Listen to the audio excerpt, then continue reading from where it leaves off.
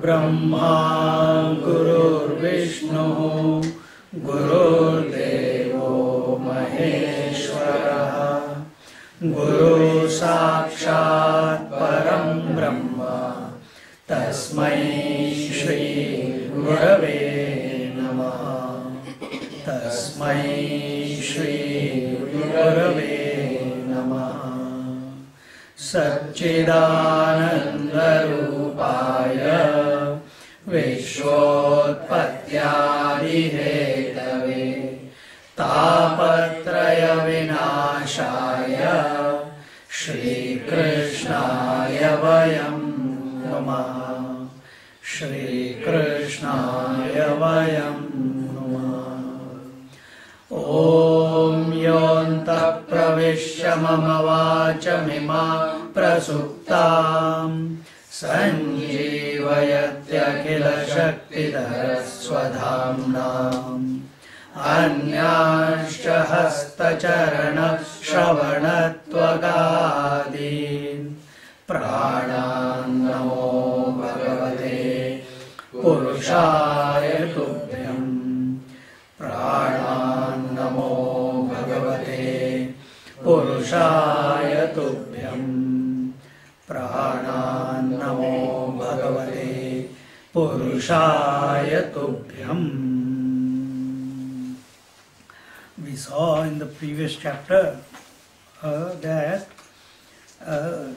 Nahush, who had fallen down from the post of Indra. Why did he fall down?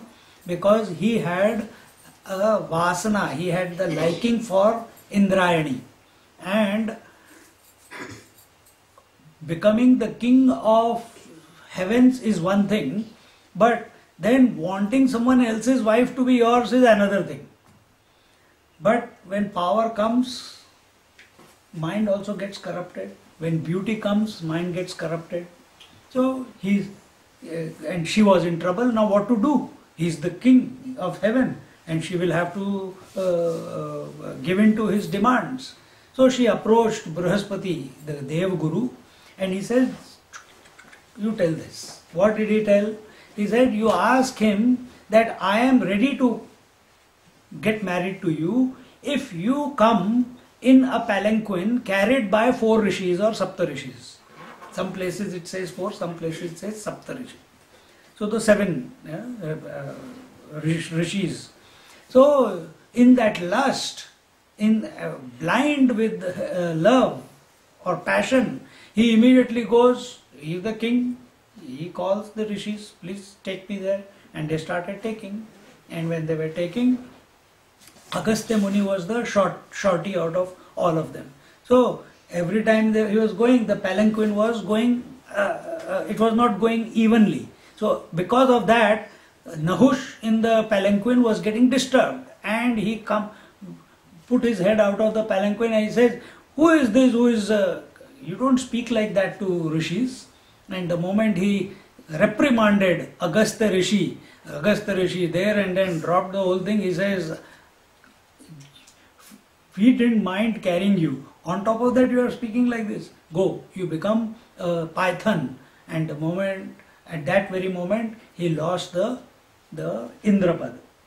This Nahush, he had 6 children.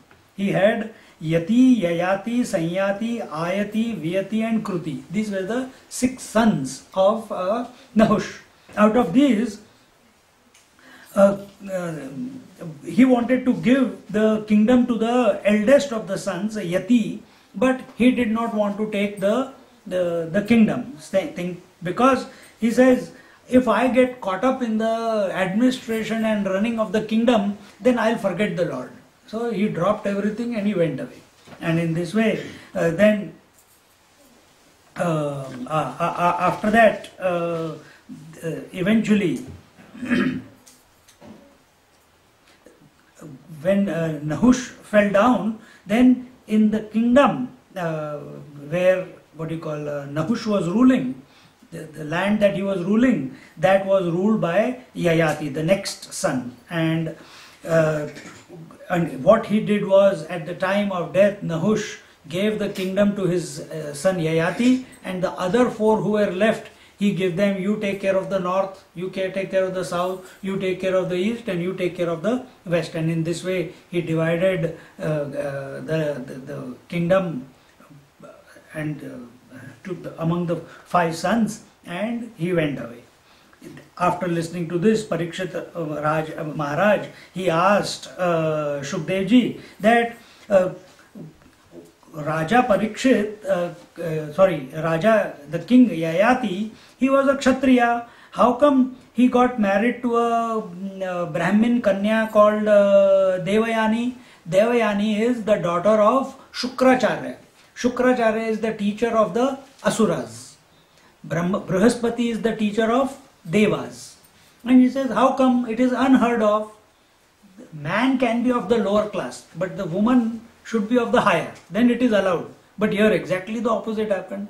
And the story, in short, just to recap, the story goes that Devayani is Shukracharya's daughter, and in their ashram there was one disciple by the name of Kach, and he was studying under her father, and after he had taken all the education, he graduated, he was going, Devayani saw him and she says, I would like to get married to you. And at that very moment he says, you get married to me? It is not possible. He says, why? Because I am a disciple of your father, so he considers me like his son, and you are his daughter, so we become brother and sister. But the Devayani, who was so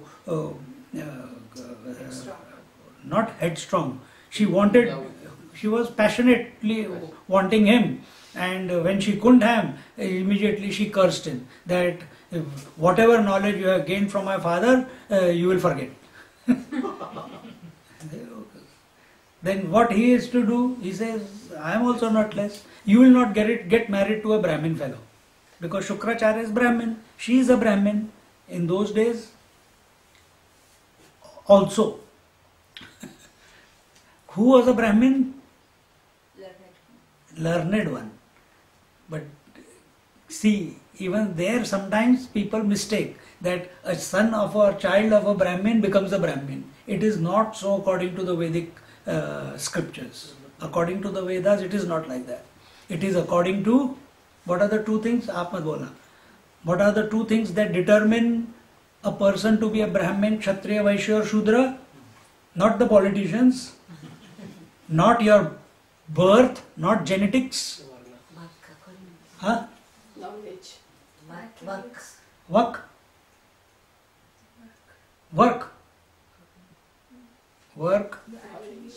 Karma and Gyan. 2 things determine. Not Brahmagyan. Gyan. Because once Brahmagyan comes, then you don't fall into any of these categories. So, knowledge and karma determine who is a Brahmin, Kshatriya, Vaishya, Shudra. A father can be a Brahmin and he can have 4 sons, and all of them can be of the different category. If one goes and does a commerce course and becomes an accountant, another one only eats at home without doing anything. Another one goes and becomes a politician, and another one goes and becomes goes and studies the Vedas, scriptures, and wants to spend his life studying the scriptures and thinking of the Lord. So a father can have all different types, and we see one person came today, Dr. Raj from Hobart. He is a doctor, but none of his children, 3 of them, they didn't want to become doctors. One became a lawyer with psychology, another became a lawyer with commerce, and the third one also lawyer with commerce. But father born to a Brahmin family, mother born to a Brahmin family, both have that sanskar. But father originally a Sanatani. Sanatani means those who follow Sanatana Dharma and they accept all the gods. But halfway through his life he became confused, became Arya Samaji. So he goes around, I am Arya Samaji, but why do you go to temple? Oh, I'm sorry, confused.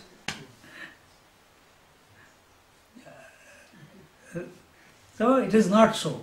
So here the story is that this Devayani, one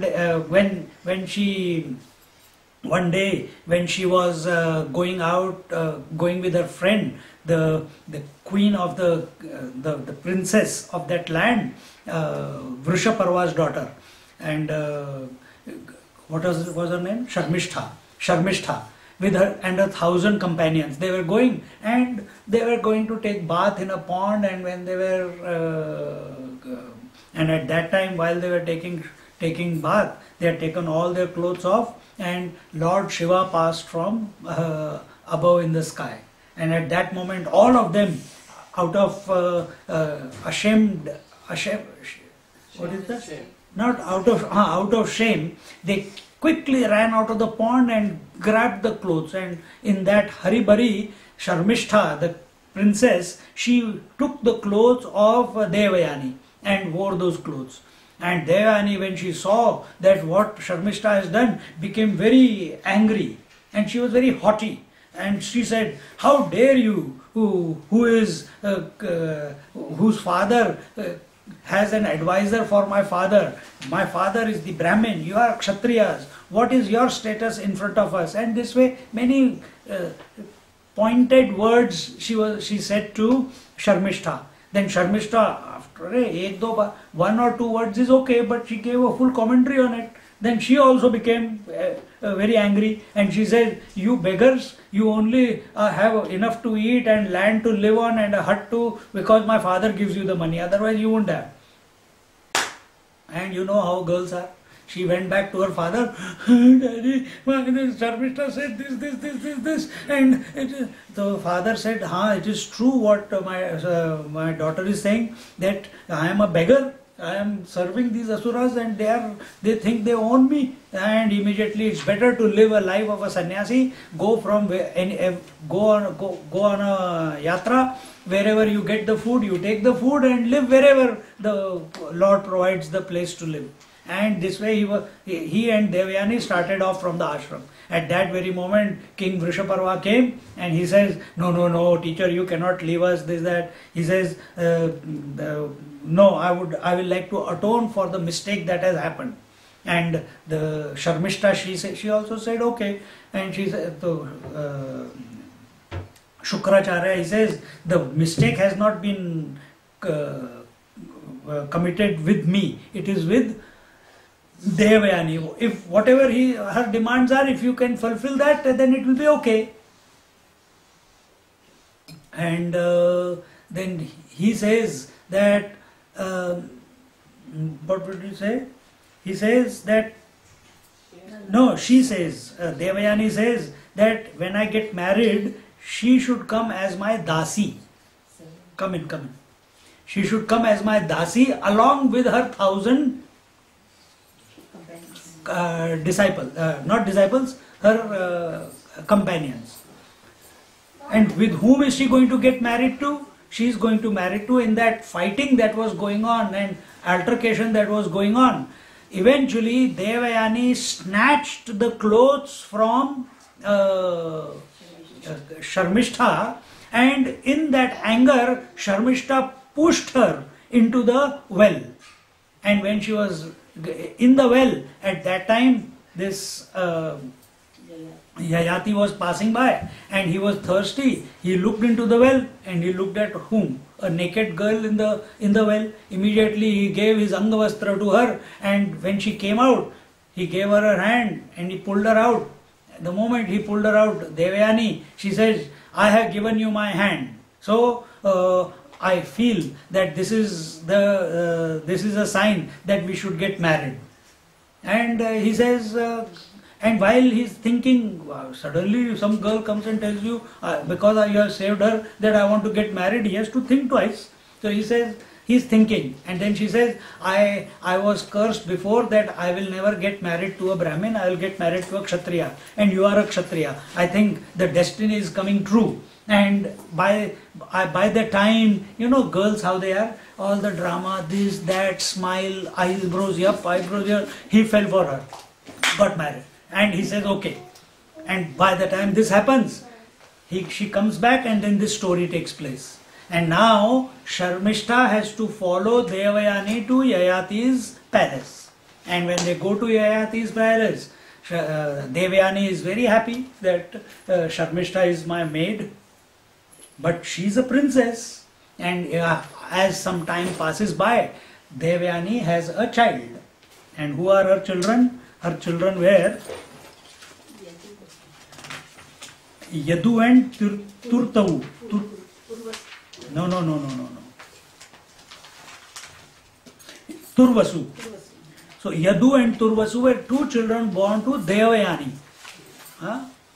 Remember, Devayani is the daughter of Shukracharya. Now, this Sharmishtha felt jealous. She said, I am a princess and I am sitting, I am going to live all my life like a dasi. This is not so. And one day when Yayati was by himself and Devayani was busy with her kids, she goes and she says, hey, O king, I am actually a princess. You also know that. Because someone said that I am a dasi, I don't become a servant. Actually, I am a princess. I got the Kshatriya blood going through my veins. And you are also Kshatriya. I also want to have children like Devayani. And he says, and some discussion takes place and Yayati agrees the logic. He says, yeah, because somebody said it, it does not mean that she's become a dasi. So he has children from her also. And she has got 3 children who, Sharmishta, they were Drahyu, Anu and Puru. And when Devayani came to know that Sharmishta has had 3 children from her husband, immediately she left the kingdom and went to her father. When she went to the father, behind all, the husband held her feet, touched her feet, pleased her in whichever way. She said, no, I am going back to my father. And he followed her to Shukracharya's ashram. When he went there, Shukracharya became very angry. And he says, because of your youthfulness, you are doing all this. Go, I curse you with old age right here and now. He says, no, not like this, don't do this to me, because I got still so much life. And in those days, they used to live for thousands of years. He says, I just got married to your daughter, just had 2 children. There's so much time for us to spend together and you have taken away my youth. How will I do that? He says, okay. He listened. All Brahmins are basically soft-hearted, compassionate.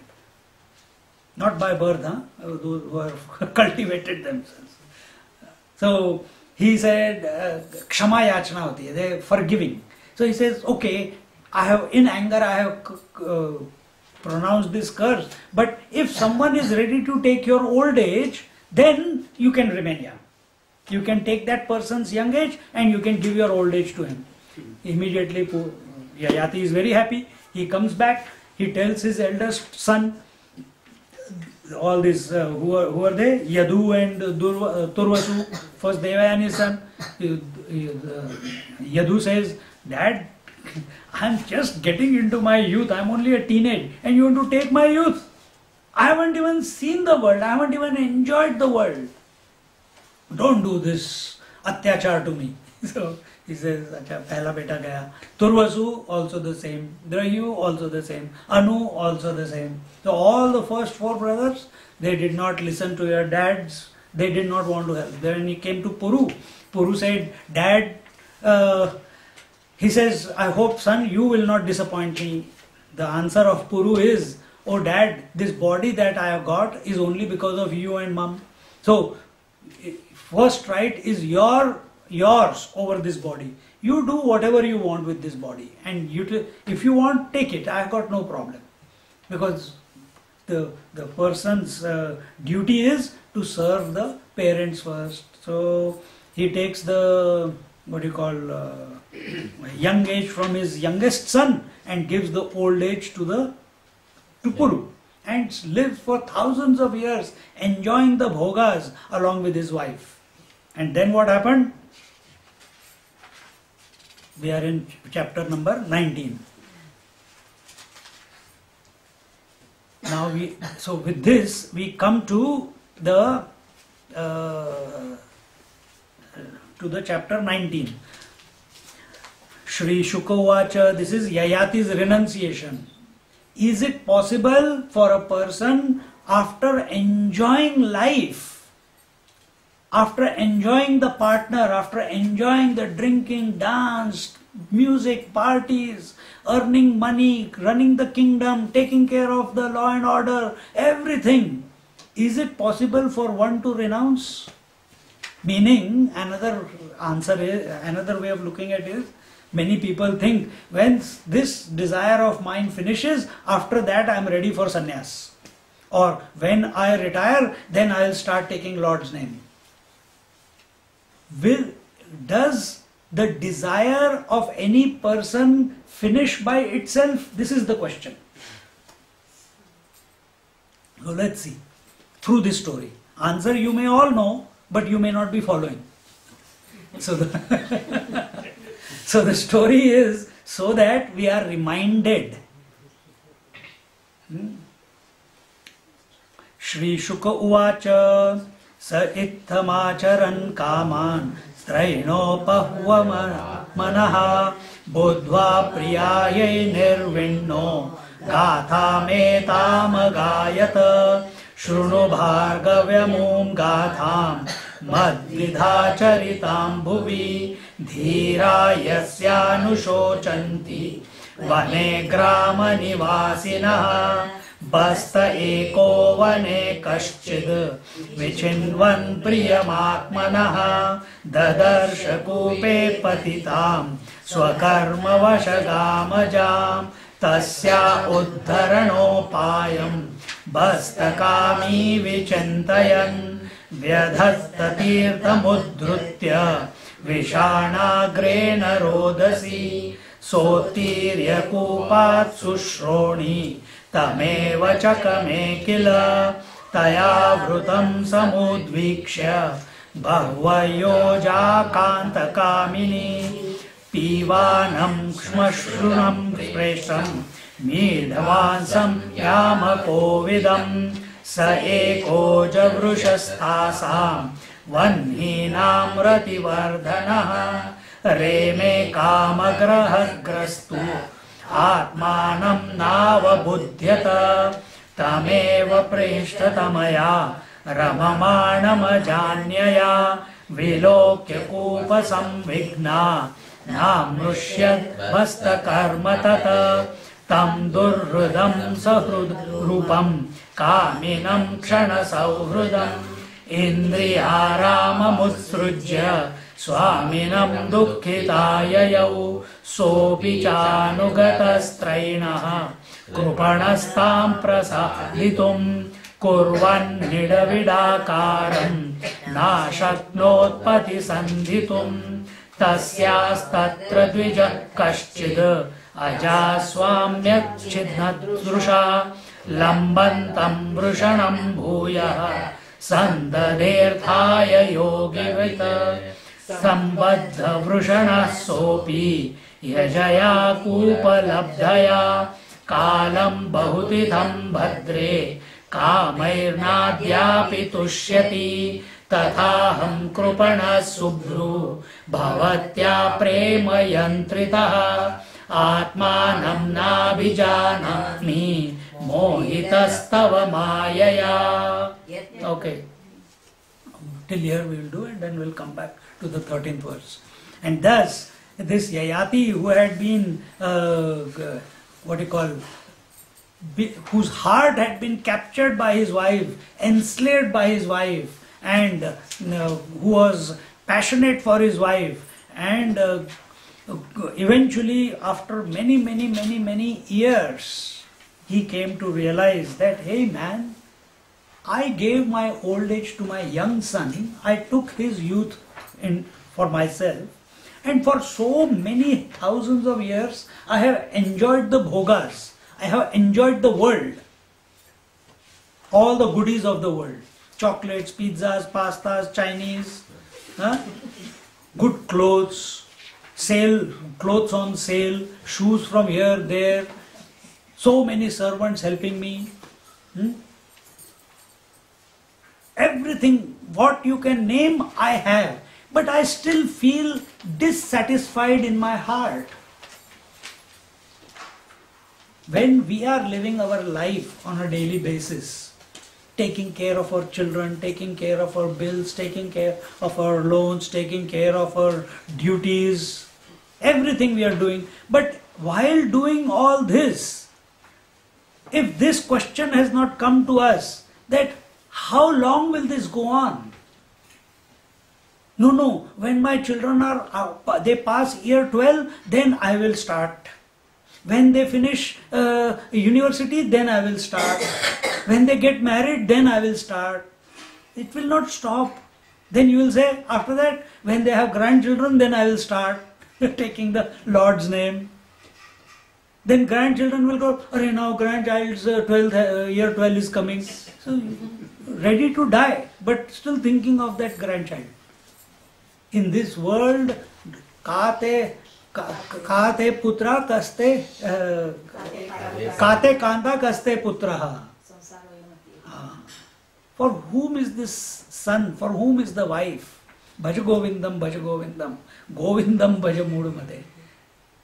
To live in this imaginary world that children are going to be there for me, wife is going to be there for me, husband is going to be there for me, friends are going to be there for me, this body is going to be there for me. Forget it. Nothing is going to be there for you. But that is the holy day, auspicious day, the day this question erupts in your heart. Otherwise you are enjoying life like you have never done it before. But when this question comes, you are forced to look and reassess the direction in which your life is going. Circumstances will force you. And even if, don't wait for those circumstances. You be an intelligent person with common sense that, hey, if others who are following this path of enjoyment, have they attained success? Have they attained peace and tranquility?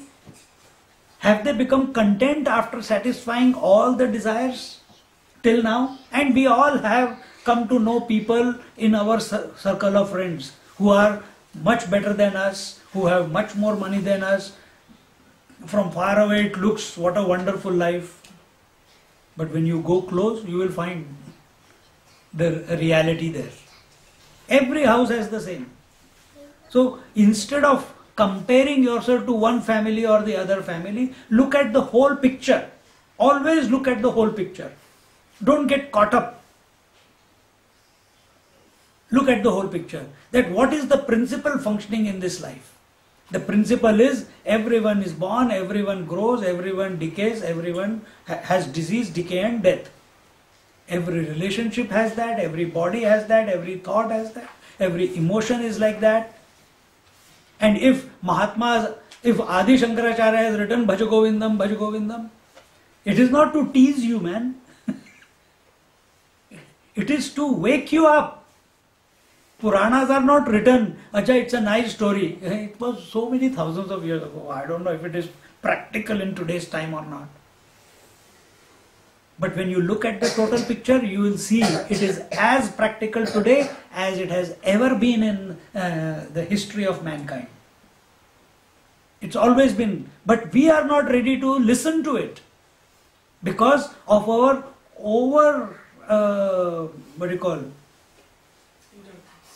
we have put all our eggs in one basket. And what is that basket? the world. And that world can never satisfy us. Impossible. Because it has never. And when these, in Puranas it comes that the kings lived for thousands of years. This Yayati also lived for a long time, enjoying that.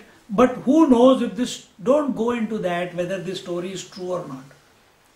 And it has to be true because this is the complete, historical account of all the kings till,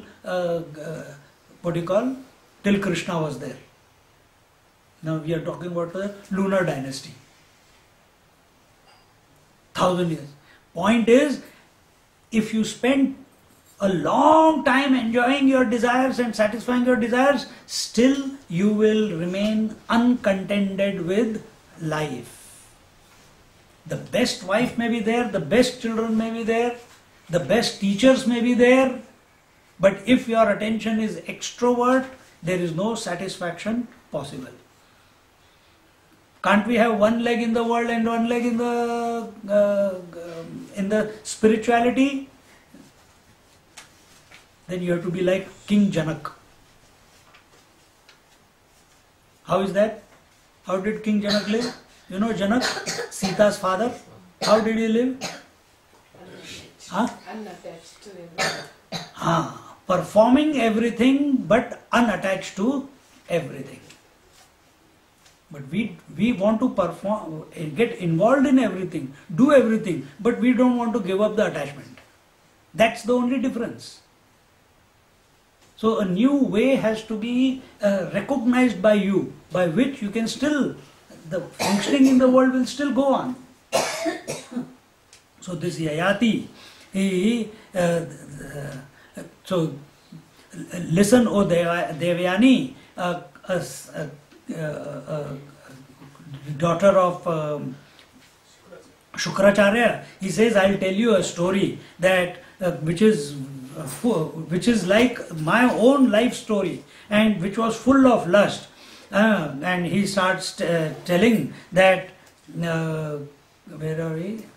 That there was a male goat, and one day he had gone for grazing into the forest, and there he came upon a well and he saw a female goat lying, drowning in the well.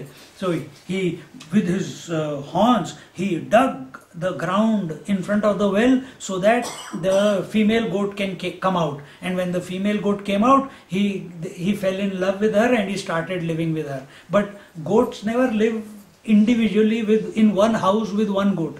They are always in a harem. So eventually he could not remain sincere with one she-goat, so he went with others, and there was a fight between the other two she-goats, and the first she-goat, she started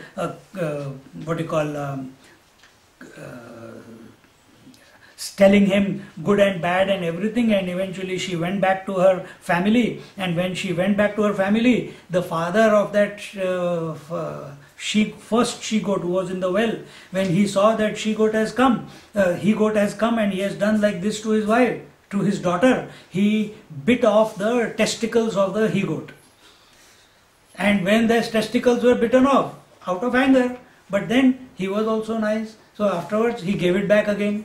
And then he cursed him like this. And see, this whole story is like mine. And in this way, he started telling her the story. And he says, bound in the same way with the cords of your love and deluded by your charm, I fail to recognize my own self because I have fallen in lust for this world, which is, and that whole world that he has fallen in love with is represented by Devayani. And therefore we come to this 13th verse, which is, you can mark it, very important.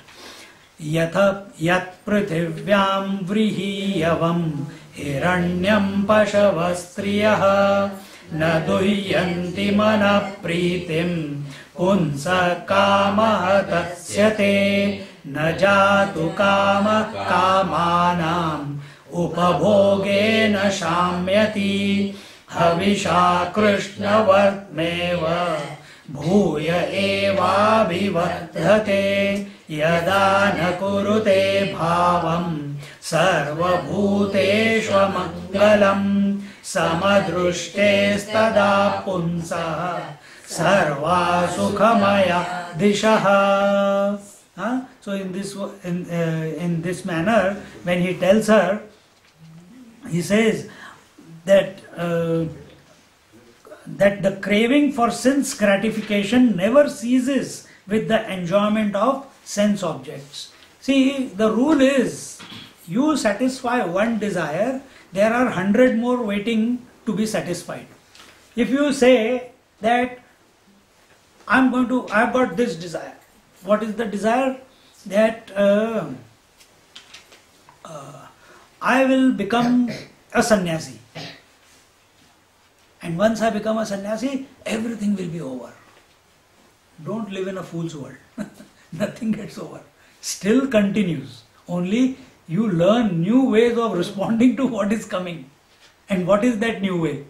As we said before, and that is Samadarshi. You remain equanimous. Because you have learned how to control your senses, you have learned how to control your mind and not allow to leak it into the world. And this way, with that controlled mind, you start responding to the world, not reacting to the world. All the politicians in the TV, they only talk about reacting to a situation. Life is not about reaction. Animals react. Because the program is instinctively they have been programmed to react in certain situations in a certain way. Human beings have been given a choice. That either you react in a particular way which you have programmed yourself with, or you change that program and be more cultured and you respond.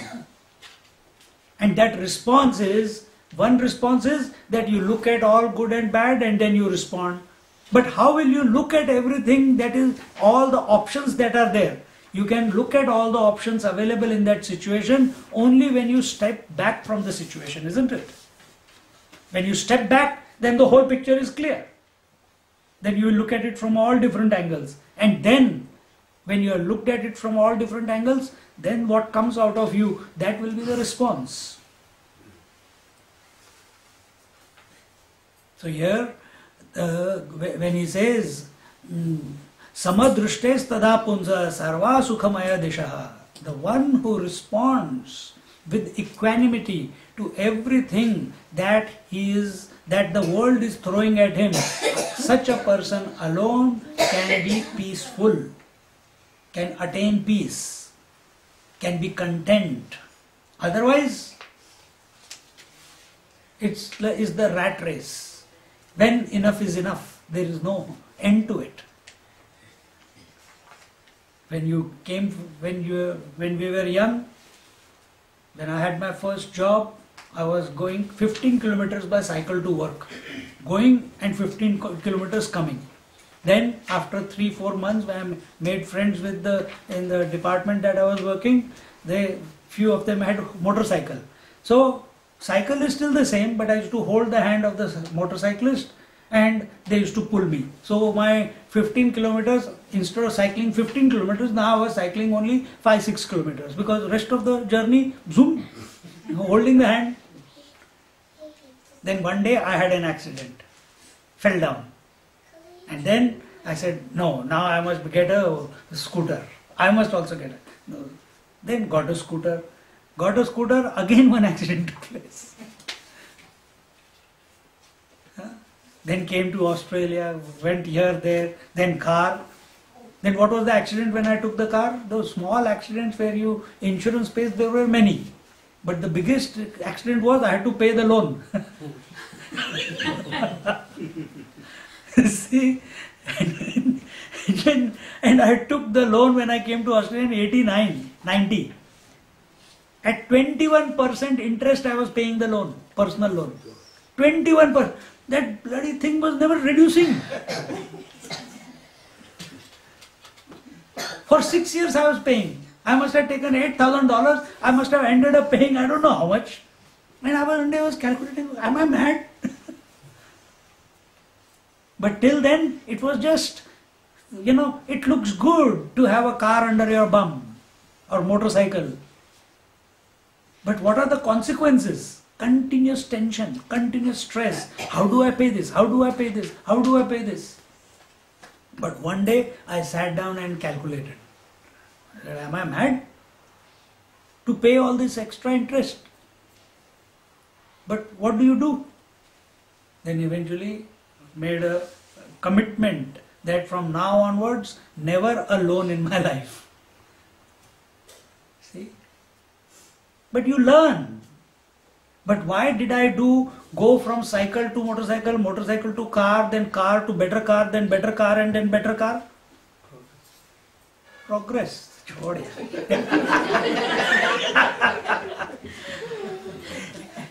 If progress comes, then it should be paid by others.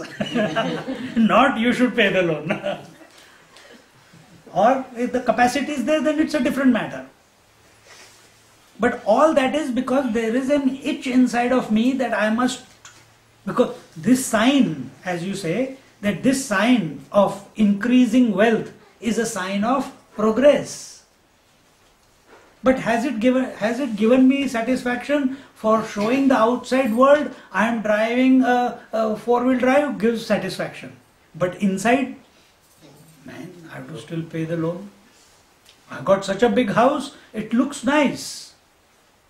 But inside, I have to still pay $500,000 loan. A lot of kids I see, they live only on credit card. Huh?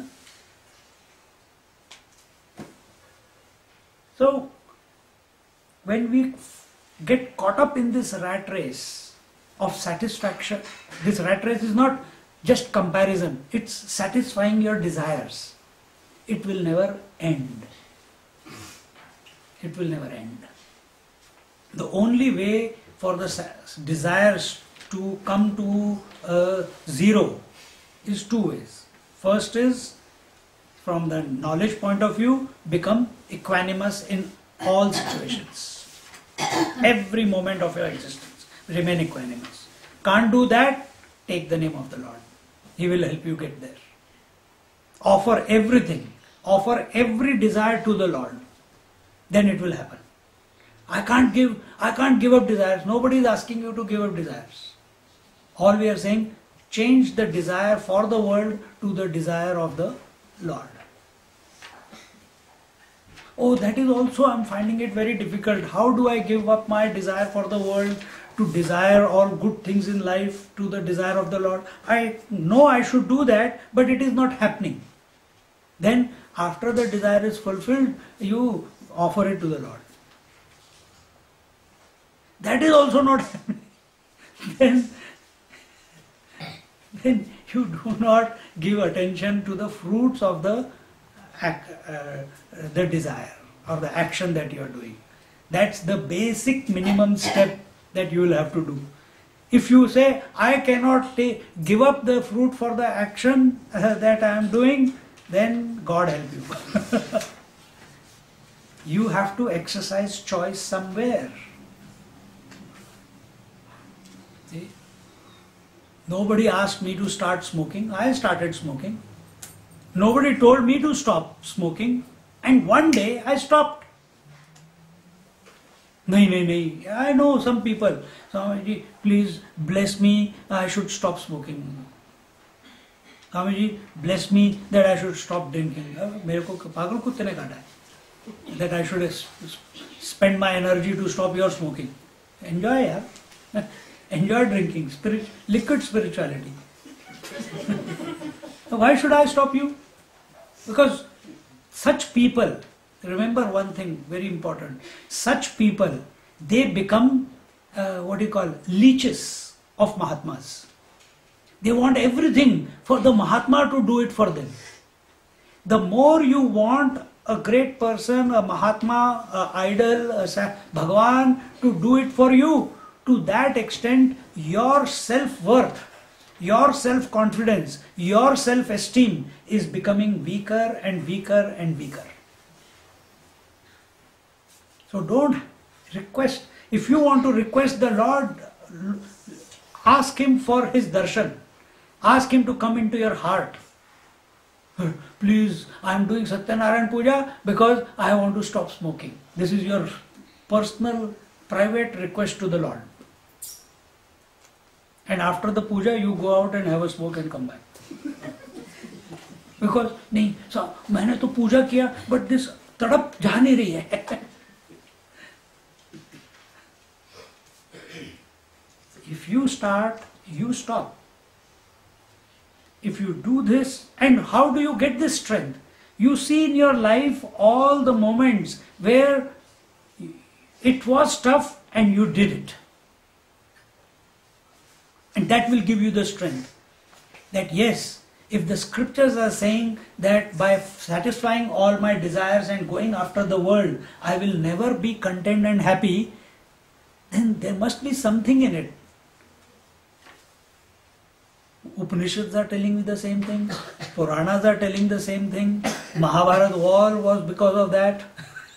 Buddha left his family because of that. Huh? And I think I am more intelligent than all of them. All the Mahatmas plus the scriptures. I am smarter. I am the man of the times. Doing what? Satisfying desires. It will take us nowhere. So you assess. See, there are two ways. First is the Surya Vansha. Did I tell this in the last verse? Surya Vansha is Purusha Pradhan. And lunar dynasty, the Chandra Vansh, is Prakriti Pradhan. So this play of Purusha and Prakriti is all the way. So even the dynasties were like that. Sun dynasty and lunar dynasty. What is the difference between these two? Surya Vanshi they don't have too much capacity. They are knowledge oriented, they think about the self and they go in that direction. The Chandravanshis, the lunar dynasty, they are Prakriti Pradhan. And we say woman is Prakriti, man is Purusha. That's how in Sanskrit language is. Purusha and Stri, Purusha and Prakriti. Man is the weaker out of the two. The woman has more capacity to, work hard, to suffer than the man. Man, little bit, before he suffers, he dies and goes away. But woman, if she has to suffer, she continues plodding along. The capacity to do is more in the Prakriti. So in this way, these two dynasties are. So, can a woman be a Purusha Pradhan? Yes. If she is thinking about the self, thinking about the Lord. Can man be a Prakriti Pradhan? Can man be matter oriented? Yes. If you are satisfying only your desires, if you are thinking only of your body, if you are thinking only of your relatives and the possessions that you have, then you are Prakriti Pradhan. And what is yoga sadhana or any sadhana that you practice? Slowly, slowly you take charge of the Prakriti, of the matter, and eventually become master of the matter, isn't it? Withdrawal of your senses is what? So that the world does not disturb. Withdrawal, pratyahar, withdrawal of the mind, so that nothing of the outside world is ever going to disturb you. Also, the thoughts and desires that are erupting in the mind, they also do not disturb the mind anymore in pratyahar. And then that mind automatically becomes the right instrument to do dharana, dhyana, samadhi. Meaning, now that controlled mind, which has conquered matter, which has enslaved matter, which has become the master of matter. What is that matter? Space, air, fire, water, earth, the world, the body, the breath, and the mind. 90%, 99% of the mind you have controlled through whatever exercise. Naam, Jap, Yoga, Sadhana, Gyan, contemplation, whatever way. So what have you been doing all this period? You have been slowly trying to become the master of the matter. The weaker the matter, the stronger is your attention on the Purusha principle, the conscious principle. Automatic. Because attention has to go somewhere of the mind. How long can you sleep at night? How long can you sit in meditation without thinking? For some time, maybe 5 minutes, 10 minutes, 15 minutes, without thinking. That is Nirvikalpa Samadhi. How long? Depending upon, it's directly proportional to for how long have you been able to control the matter. So how long am I going to be able to sit here on this chair in the cross-legged position? As long as I have controlled the matter. As long as I choose not to be disturbed by the knees. How long will it be? That practice will tell. 1 hour, 2 hours. How long are you able to sit in meditation? You have to cultivate, it's a habit. See? And this, in short, here it is given only 2 lines. I have explained in so many words the whole thing, what Yayati is experiencing. The penny has dropped in his life. In Sanskrit the word is alam. Enough. How much more I am going to run after this? My father told me, buy the house down the street. That time it was going $140,000. That time I was working. Today if I had bought at 18% interest, that time 18%, I was already tired giving loan for my car. And the home loan was 18%. I said, that means for the rest of my life only I will be working for paying the home loan, 140. But if I had bought it, I would have been a millionaire today in Glen Waverley. But at that time, who knows what is going to happen in the future? I was doing my sadhana. At that time the thought came, no, I am not getting caught up in anyone. Not house, not car, not marriage, not children. Nothing. Then what do I do then? Before we go to that, this point is very, very important. Enough. But that does not mean enough means I stop doing everything in life. Acha, you please, I have decided I don't want to do anything, but I'm still hungry. Please give me food. Please buy my flight ticket. Please do this for me. Please buy me clothes. No. If you have to do all this, then you might as well earn. Enough means a deep shift inside. That the direction in which my life is going is not the correct direction. Then where should it go? It should be Godwards. Then what will happen to outside? What will happen to outside if I go Godwards? Mahatma, bolo. World cannot disturb you. Huh? World cannot disturb you. World cannot disturb you, but then what you are doing, all those things, God will come and cook. God will come and put the clothes in washing machine. It's not impossible. That has also happened if you listen to the stories of great masters, isn't it? It's Eknath Maharaj or Namdev Maharaj, that Lord Vithala, he himself came and worked as the servant in his house for so many years. Everything, cleaning, filling up the water, cooking the food. Gaura Kumbha. Not Gora Kumbhar. Kumbha story. There also he comes to do the making the mud. So those things. But have we reached that stature yet? We are not far. Never say no, it's not possible. Because if you say, then mind said, Acha, that is what you want, it will go and attract that type of situation that you remain in the rut all the time. Always be hopeful. Be inspired by Mahatma's stories, that if that is possible in their life, where am I going wrong in my life?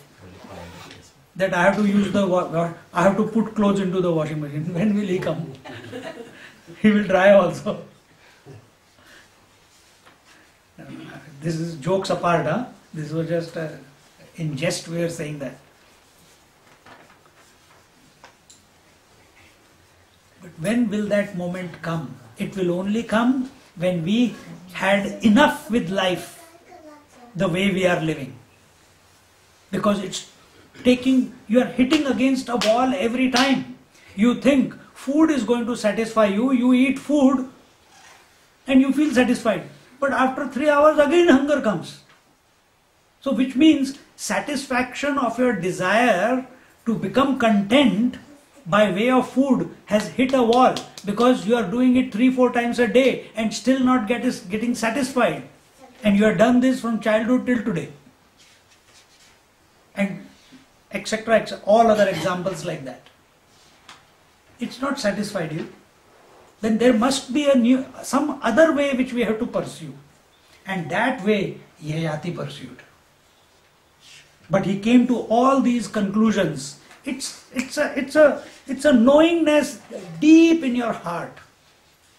We are thinking what he must be feeling. Maybe we have felt it. So it makes us go to Tirtha Yatras, pilgrimages, it makes us go to the pujas, it makes us take the name of the Lord, it makes us perform our duties without a complaint. It makes us not sleep at night and instead remember the Lord and sit in meditation. If these things are happening, then you have, something has shifted inside. And the best way is that shift has come. You are happy for no reason all the time in your life. Not because of something, in spite of everything. And in this way, this Yayati, where are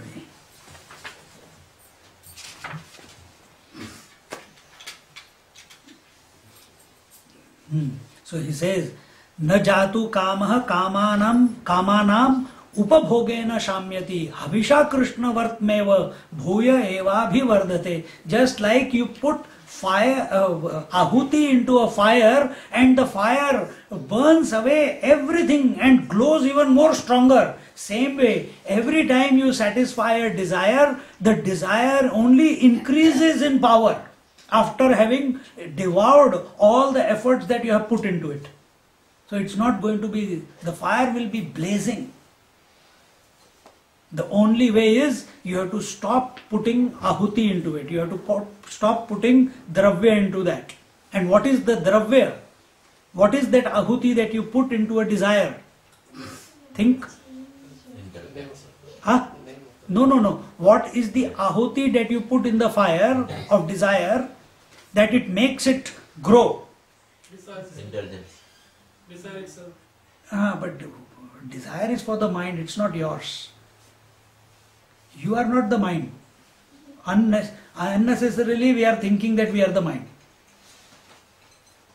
So, no, your attention to the desire is the ahuti.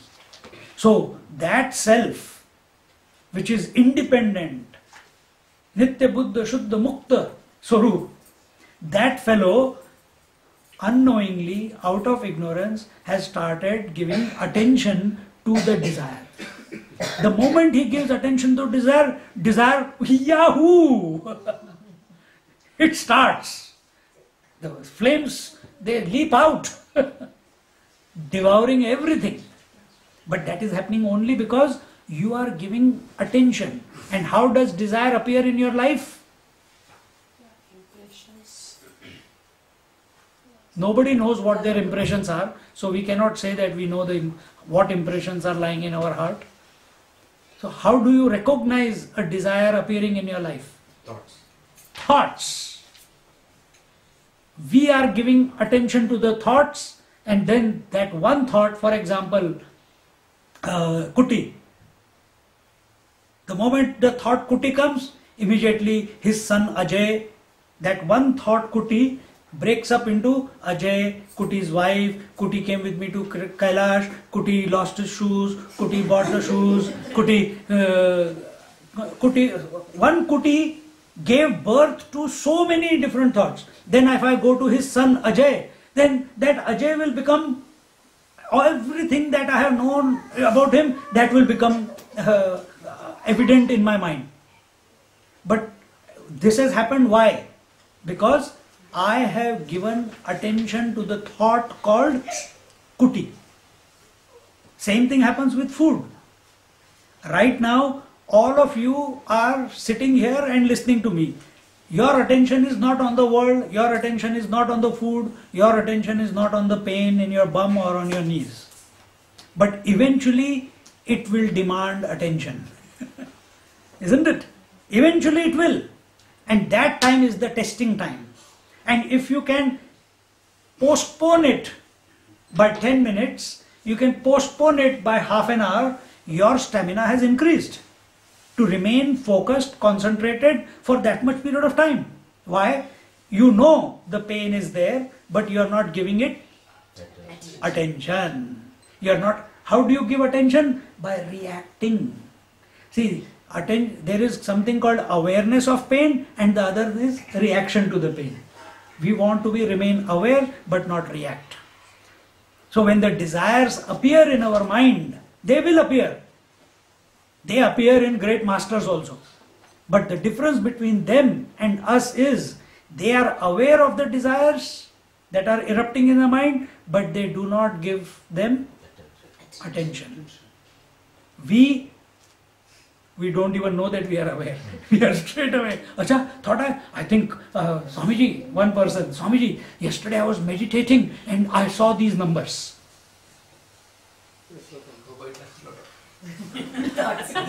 That's what I thought. He thought that that's Lotto. Or horse numbers, you know. It was shoe size.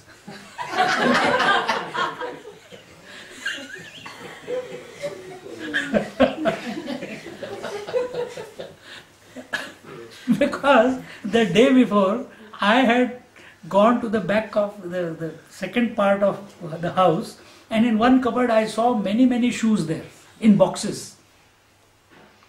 And I was cleaning up the house because hard rubbish is there. So I said, take this out, take this out, take this out. Shoes. And this fellow was helping me.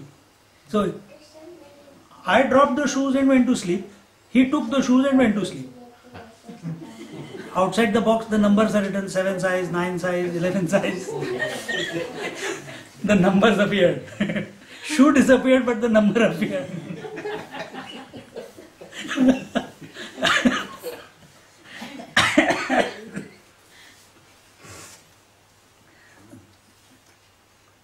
So, important point, from this story here at this juncture is, do not give attention.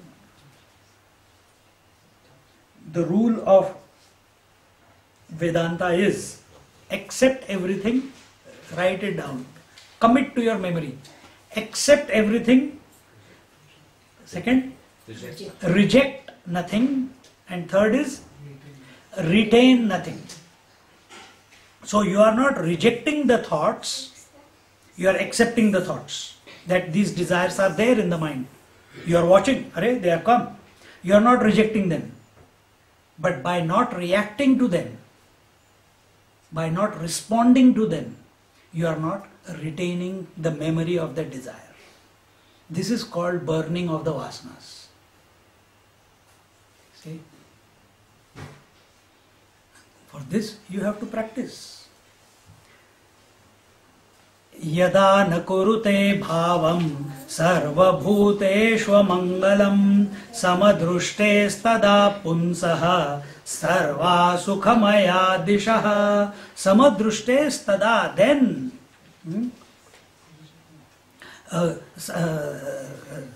then samadrushte, meaning with equanimity, punsaha, person, sarva sukhamaya dishaha, in all situations, in all places he is content, he is happy. If you, what I have just told, if you practice that. And in this way, then he continues in the 16th verse. Yadustyaja durmatibihi jiryato ya na jiryate tam trushnam dukhani vaham sharma kamo drutam tyajet matra swastra duhitra va na viviktasano bhavet balavanindriyagramo vidvan samapi karshati Purnam varsha sahasram me Vishayam sevato sakruta Tathapi chanusavanam Trushnateshu pajayate Tasmadhetamaham tyaktva Brahmanyadhaya manasam Nirdvandvo nirahankaraha Tarishyami mrugai saha Drushtam Shrutamasam Buddhva Nanudhyayena Samvishe Sansrutim Chatmanasham Cha Tatra Vidvansa Atmadruk. So he says in the 16th verse, he says, one desirous of happiness should speedily get rid of the thirst for pleasure which is productive of sorrow, nay, which cannot be easily given up by the evil-minded and which does not get worn out even though the body grows old. We see so many people in our life, as they grow old, they become senile, they become continuously, they are finding faults with others, mother-in-laws, father-in-laws, with their, not only with their daughter-in-law, but even as grandfathers or grandmothers, continuously chick, chick, chick, chick, chick, chick, chick, chick going on, making a hell of other people's lives. Why? Because no Shanti inside. But where will that Shanti come from? It will come only by living an equanimous life. Maturity as we grow old, does not come by satisfying our desires.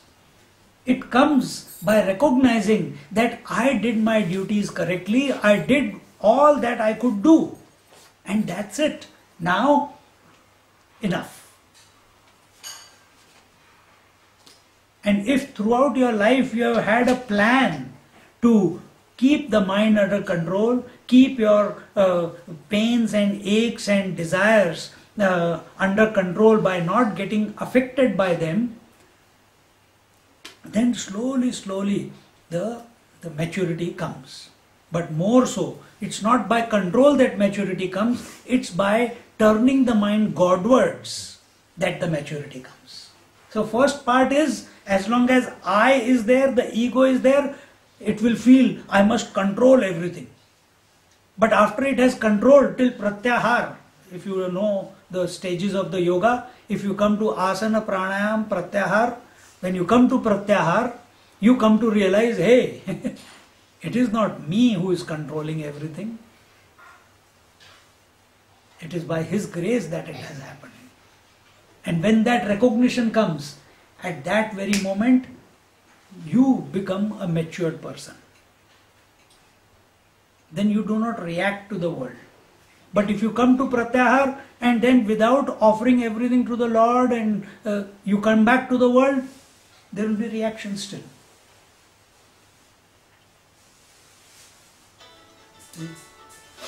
And in this way, a man should not, so here one, a great statement is being made.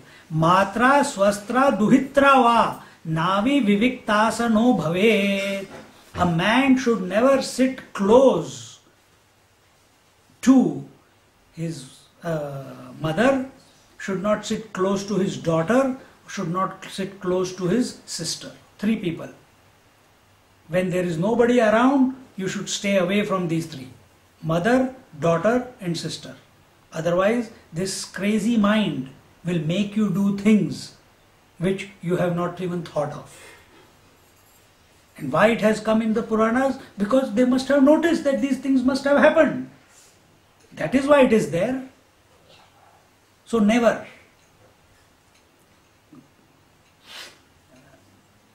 Matra swastra duhitra va na avivikta sano bhavet balavandriya gramo vidwan samapi karshati. So vidwan purusha, the wise men, they have recognized how strong these senses are.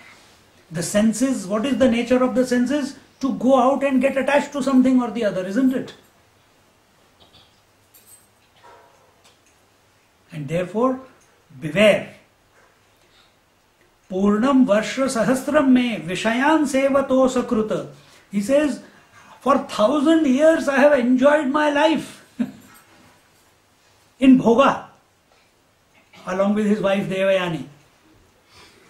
Vishayan Sevato Sakruta. And I have been matter oriented, and I have tried to satisfy every wish and desire of mine. But tathapi cha anusavanam trishnam teshu pajayate. And yet after 1,000 years of living my life of desire oriented, still there is longing left in me. Still desires have not finished. Pardon me? He said mother, sister and daughter, right? We didn't say wife though. So wife, you can, that is That's illegal. that is a legal atmosphere, na? That is a legal. You have married to her. But we are talking about the other three who are very close to you in your life, but it can lead to, if the senses are not under control, it can lead to unwanted situations. So he's saying that even though I have enjoyed the world for 1,000 years, still the longing for the world is not going away from my heart. How long I will be thrown in this way into the world? How long will I have to keep doing projects after projects? How long I will have to keep doing duty after duty? Tasmad etam aham tyaktva brahmanyadhaya manasam nirdvandvo nirahankarah charishyami mrugaisah.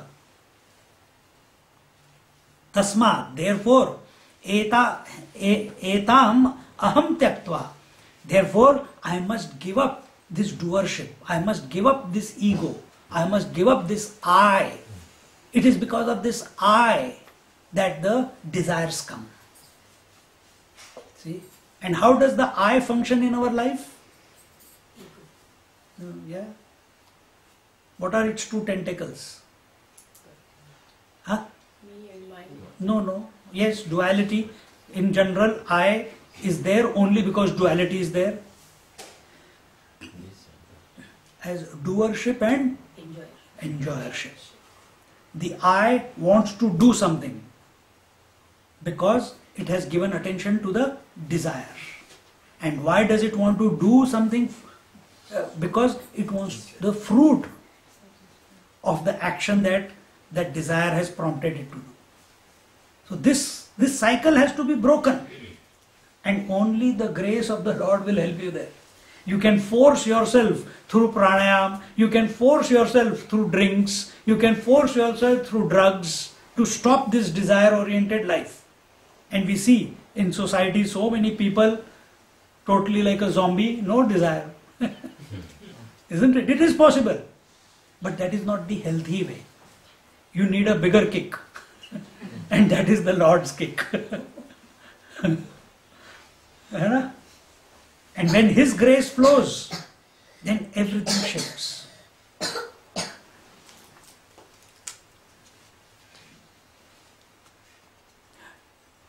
Where are we? Duly protecting his subjects like a father, Yayati. No, where are we? We are in this, not that one. So full 1000 years has slipped by while I have been busy repeatedly enjoying the pleasures of sense, and yet each time I enjoy them, my thirst for them is renewed. See, I'll tell you, don't raise hands, okay? Anyone who has had beer the first time in their life, you did not like it. Anyone who has smoked the first time in their life, what did this man do? First time, second time, 10th time, you will still feel the same. But slowly, slowly, that coughing and unwanted dirty feeling inside, it slowly, slowly gives way. And after 2 weeks, you start enjoying it. Isn't it? You forget. See, someone said,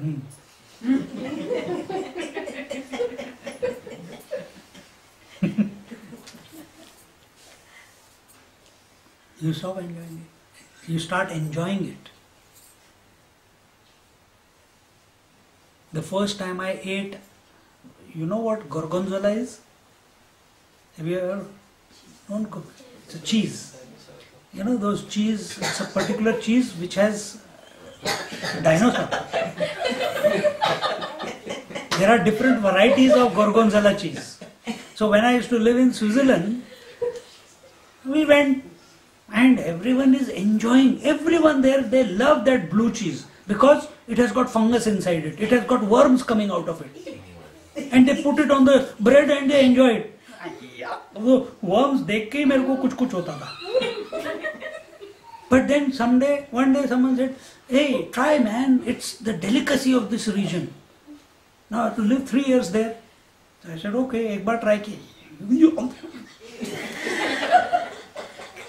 Second time did it, washed it with some, drink. Third, fourth, then I started enjoying it. देखो.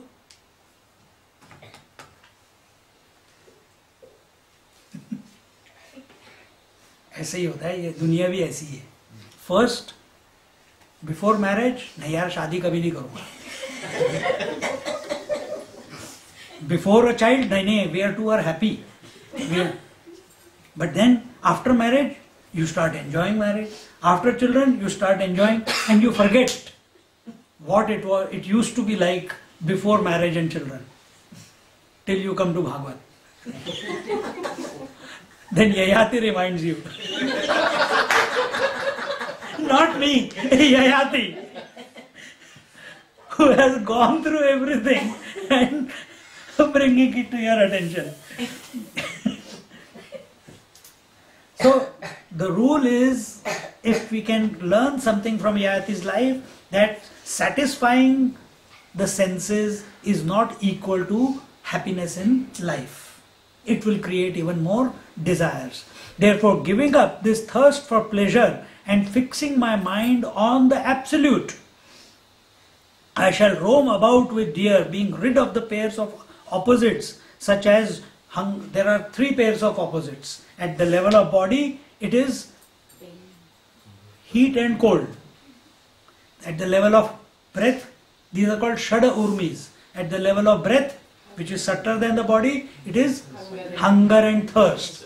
And at the level of mind, it is Man, Abhiman. And if you want to break the mind into mind and intellect, at the level of mind, it's likes and dislikes, which lead to joys and sorrows.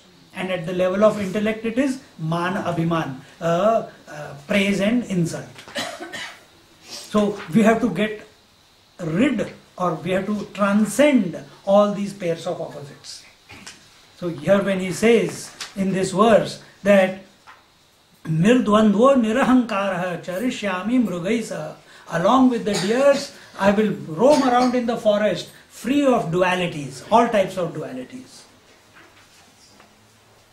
Knowing both that is seen and heard of as unreal and foreseen transmigration and the degradation of his soul to follow from their thought, he who neither thinks of nor enjoys them is the knower of the self.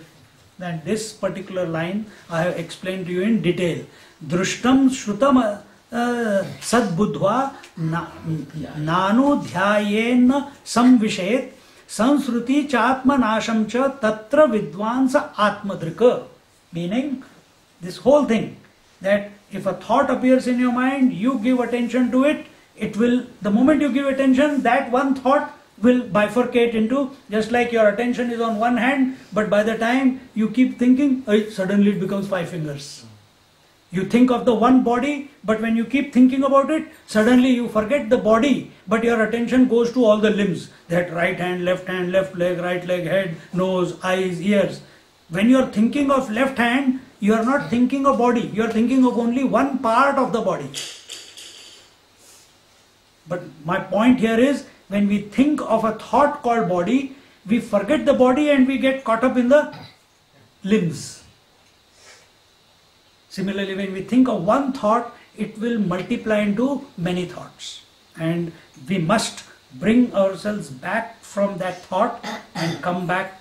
And how it is possible? It is only possible by thinking of the Narayana, thinking about the divinity within our heart. It is only possible by thinking about the self, the consciousness, the Purusha principle. If you think of Prakriti, you will go outwards. If you think of the conscious principle which is pervading and expressing through the Prakriti, then it is possible for you to withdraw from the Prakriti. And in this way,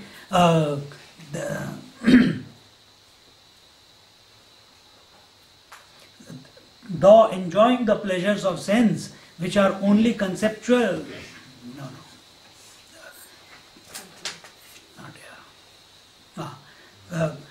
he who neither thinks nor enjoys them is the knower of the self. Knowing the self is not like, I know you, I am seeing you, I know Padmini. This is knowing Padmini. I know Kutti, this is knowing Kutti.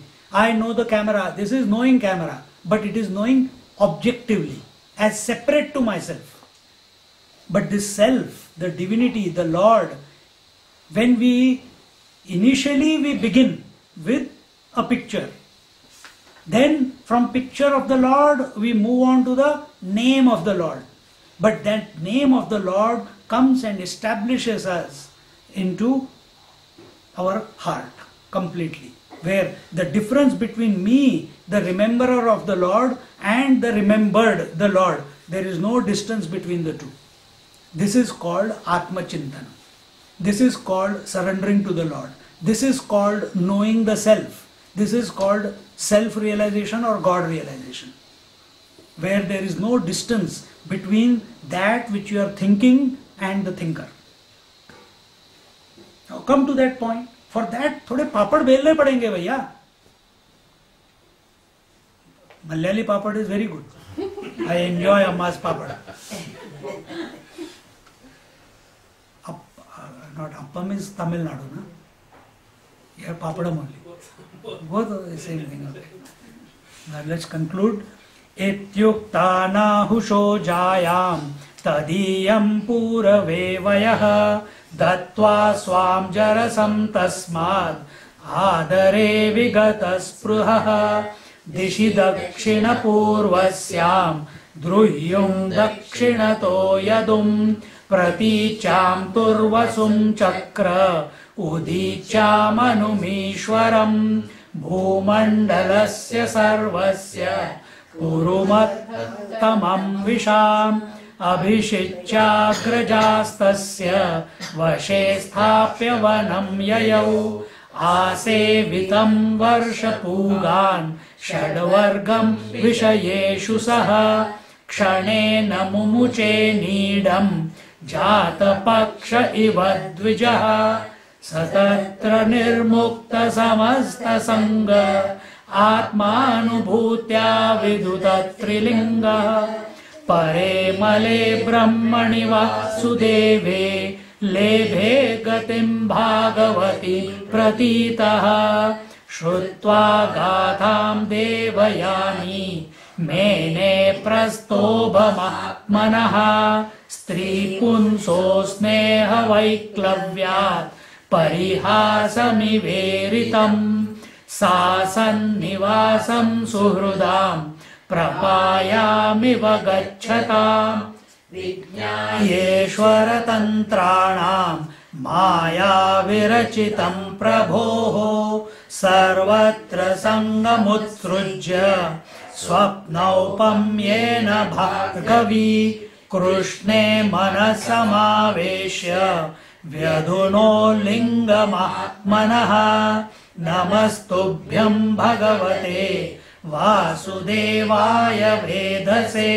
सर्वभूताधिवायाय शांताय बृहते नमः. Having thus spoken to his wife, ityuktva nahusho jayam tadiyam purave vayah dattvam swam jarasam tasmad adare vigata spruha. In this way, when he spoke to his wife, Devayani, who Yayati, he came to Puru, who now is an old man, and Yayati is the young one. He came to him, and Yayati says, please give me back my old age and take the youth back from me, because I have come to this realization. He doesn't, his eldest son already knows that, but he had to. So you see, even though Yayati is so lusty for living life, but his elder brother is different. He didn't want the kingdom, he didn't want to get married, he was a renunciate. So in this way, he says, I have all the cravings, all the desires for the sense objects of the world have left me for good. Who can say this? The one who has come to be established in it. See, Narayan Bhagavan is carrying Shankha, Chakra, Gada, Padma, isn't it? Shankha is, he is calling you all the time. Gada is, if you don't come, he will give you one. Chakra is, even then after getting the Gada you don't come, Chakra will be sent. And therefore Bhaj Govindam is also another name for it is Moha Mudgara. Mudgara means the mace, which keeps jolting you. Each verse is jolting you into recognizing, idiot, Bhaj Govindam, Bhaj Govindam, Govindam Bhaj Mudmate. Still not, again Bhaj Govindam, Bhaj Govindam. So that mace which removes a delusion, moha, is Moha Mudgara. And life is also presenting you continuous banging, but we are lost in enjoying those bangings. We have not come to this realization, hey, this is not enjoyment, actually this is banging from the world. Someone stops calling you, sometimes someone talks behind your back, wife doesn't listen to you, children say, Dad, don't tell me what I have to do. These are all bangs. You say, can you please, darling, make me a upma today? She says, hey, eat yesterday's chapati. It's a bang. It's a bang. But you think, oh, how sweetly my wife told me, she loves me. And then you justify that by saying, spice is required for a healthy life.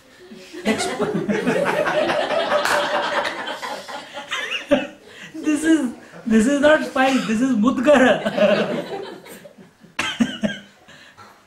But that spice becomes a mudgara, becomes the mace when you learn that it was, that this, and from every experience that life is presenting you, you shift your attention, you come to this realization of Yayati.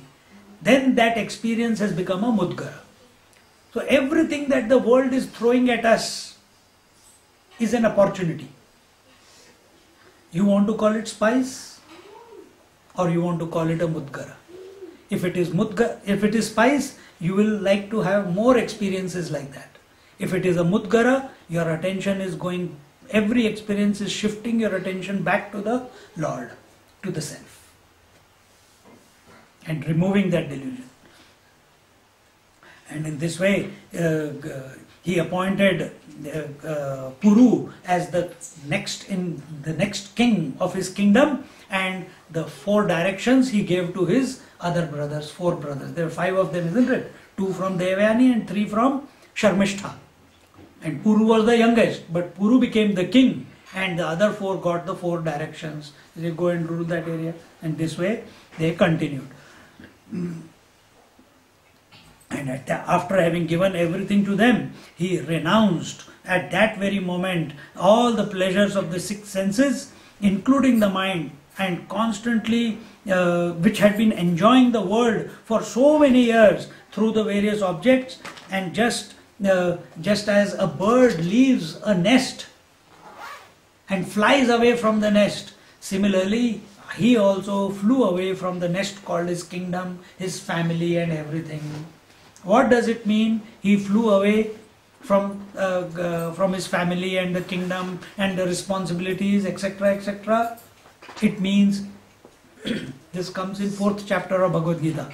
There he explains that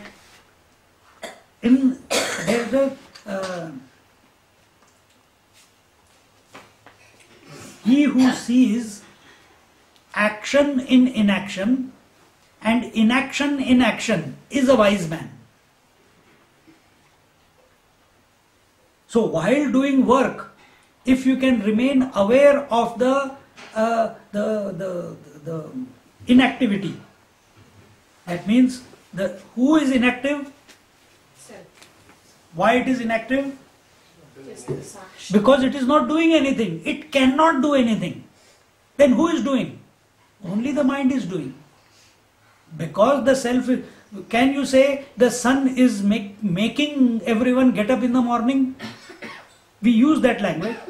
But is the sun, you ask the sun, hey, thank you for waking us up in the morning. No answer. Thank you for removing the night. No answer. Om Bhurgo Swaha, thank you for giving us the knowledge and the heat and light so that we can survive. He doesn't know what you are talking about.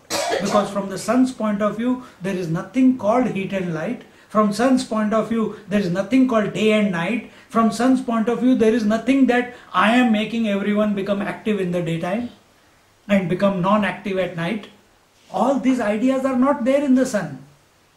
He is just who he is. Similar is the sun, the self.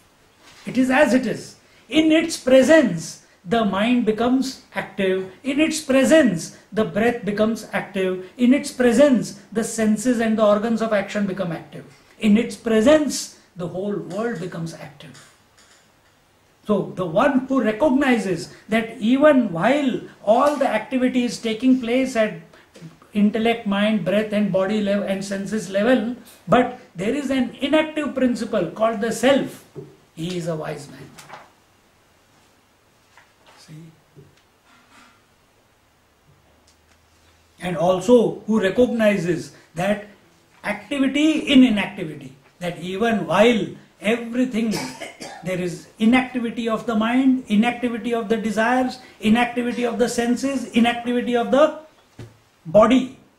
When you go to sleep, for example, when you are sleeping, still there is someone functioning who is knowing without knowing, and that is the self. In his presence, all activity or non-activity is taking place. So in this way, one who recognizes, he is the wise man, and this is what our Yayati Maharaj has come to recognize. He says, he has totally shaken off the attachments, and then while roaming in the forest, the celebrated Yayati attained absorption in the Supreme Brahman.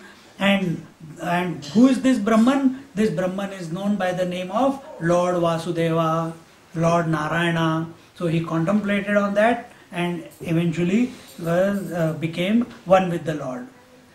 Hearing the parable, Devani took it as a taunt to herself.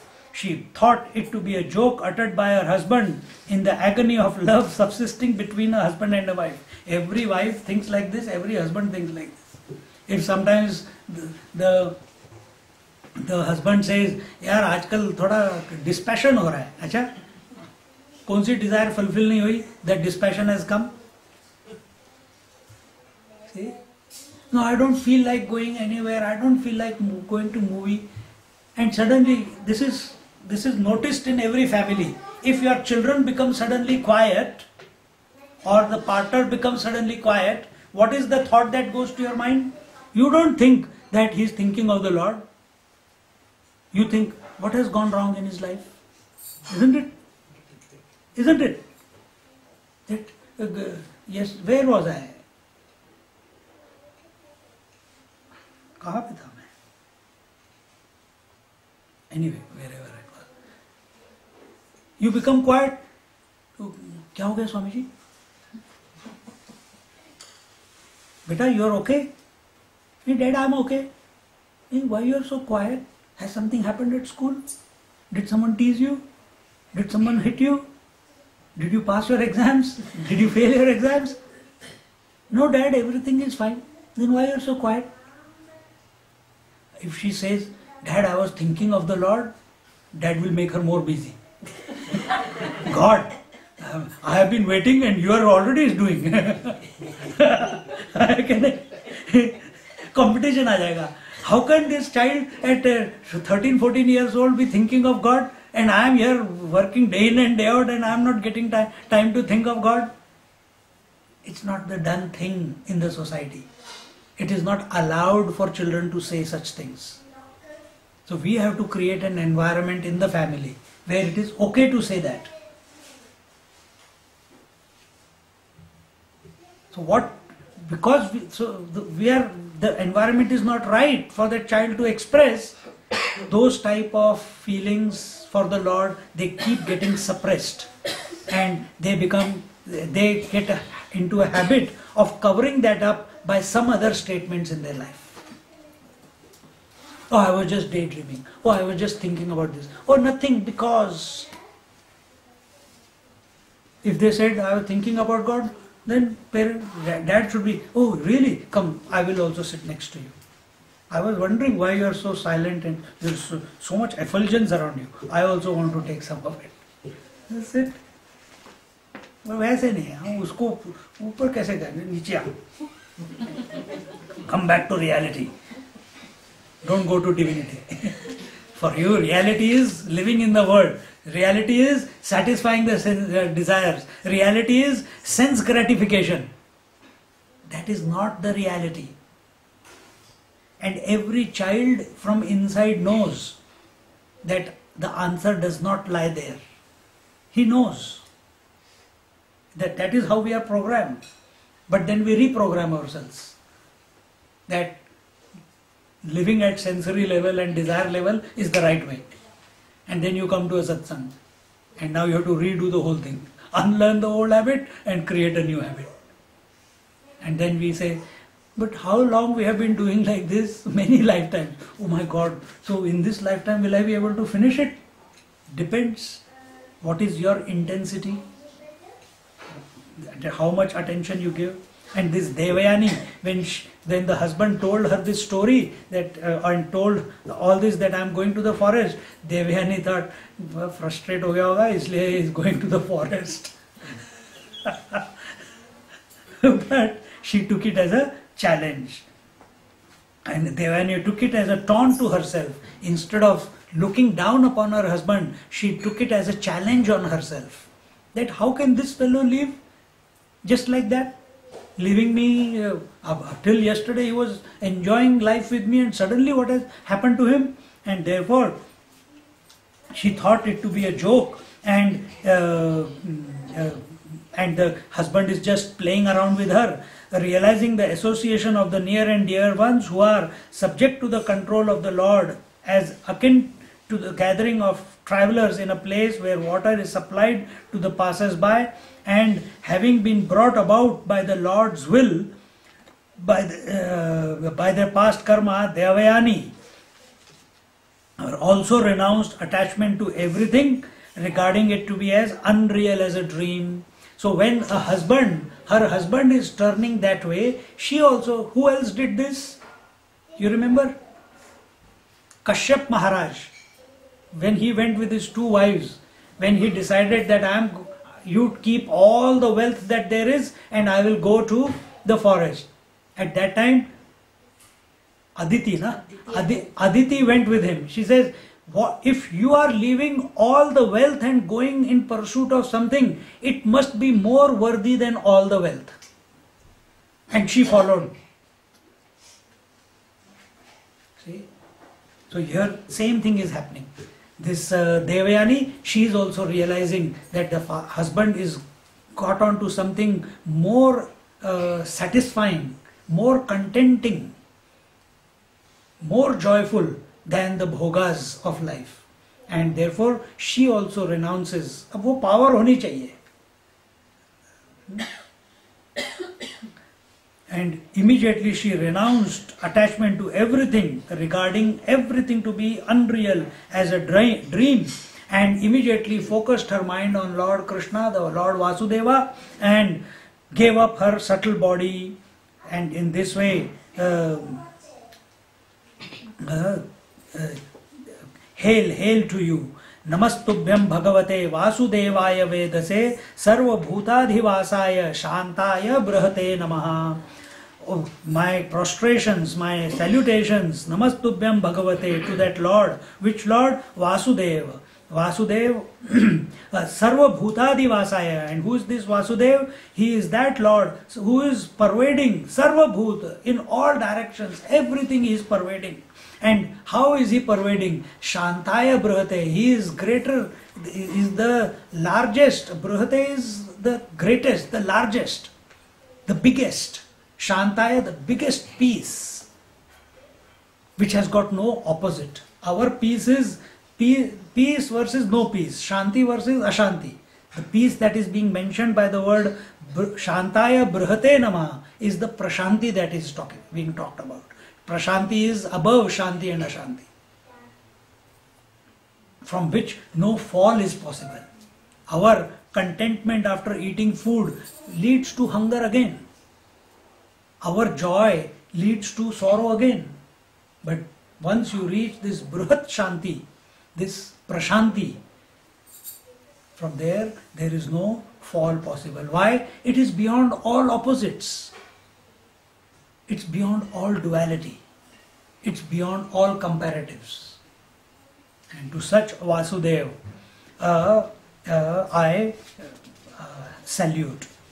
So, is Vasudev a special entity? No. That Vasudev expresses within us, in this whole creation, as that Prashanti. If you can come to a point where your Shanti is not disturbed by anything in this creation, you have reached that Prashanti Tattva, which is not other than Vasudeva. इति श्रीमद् भागवते महापुराणे पारमहंस्या संहितायां नवम स्कंधे एकोनविंशोऽध्यायः. And with this we conclude the 19th chapter of the 9th canto, and the 20th chapter is about the lineage of Puru. From Puru, who are the children and what happened after that, and in that the story of Dushyanta will come. What was the name? Shakuntala. Shakuntala was the daughter of Vishwamitra and Menaka, but taken care by Kanva Rishi. And Bharat is one of the child who is born in the lineage of Puru. And how that happens, I think it's time, isn't it? What's the time? No, then we'll conclude. We can sing bhajan. And so that story we will see in our next class. How many more chapters left? 5 more. Next time we'll have to go a bit fast. Before I go, I want to conclude. So when I come back, then we start with the 10th canto. Om Purnamada Purnamidam Purnaha Purnamudachyate Purnasya Purnamadaya Purnamevavashishyate.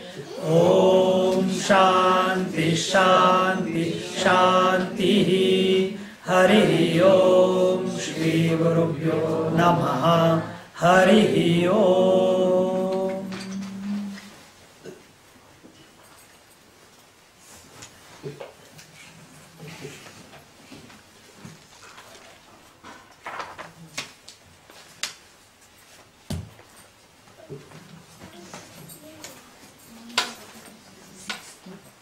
Needs not even body limit.